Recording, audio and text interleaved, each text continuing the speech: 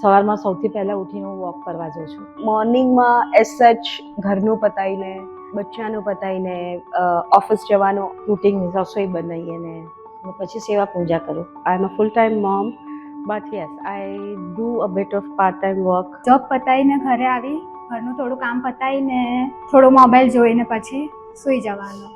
આ જ daily routine છે. મને ટ્રાવેલ કરવાનું બહુ જ ગમે છે. મને બહુ શોખ છે ટ્રાવેલનો. હા, ટ્રાવેલિંગ બહુ જ ગમે છે અને એટલે જ મેં એક એજન્સી જોઈન કરી, પછી એરલાઇન જોડે પણ હતી. 6 months અરાઉન્ડ, પણ અમે ફેમિલી જોડે ગયા હતા.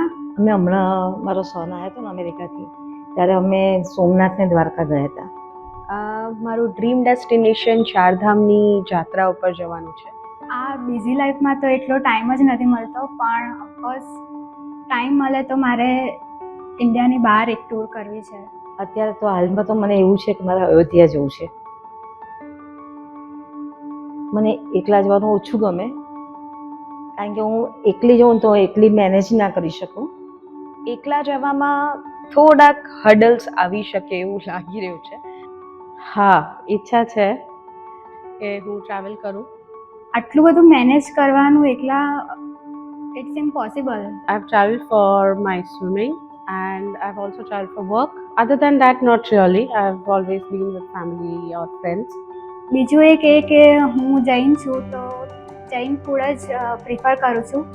મારી સાથે કોઈ સપોર્ટ હોય તો મને ગમે તે, મારી કોઈ બી સપોર્ટ હોય તો મને વધારે ગમે.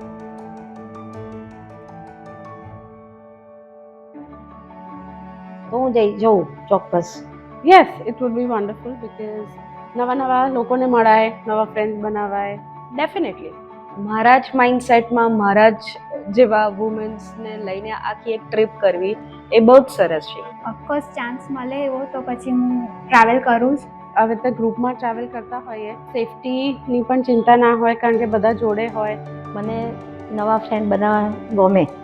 બીજા લોકો સાથે જે આપણને ઓળખતા નથી એ લોકો સાથે પણ એક તો મળવાનો મોકો મળે, નવા ફ્રેન્ડ્સ બનાવી શકીએ આપણે. એકચ્યુઅલીમાં વુમન્સ માટે ખરેખરમાં હેપી વુમન્સ ડે થઈ જશે. એટલે એ અમારા માટે હેપી વુમન્સ ડે થશે. Happy women's day. Happy women's day.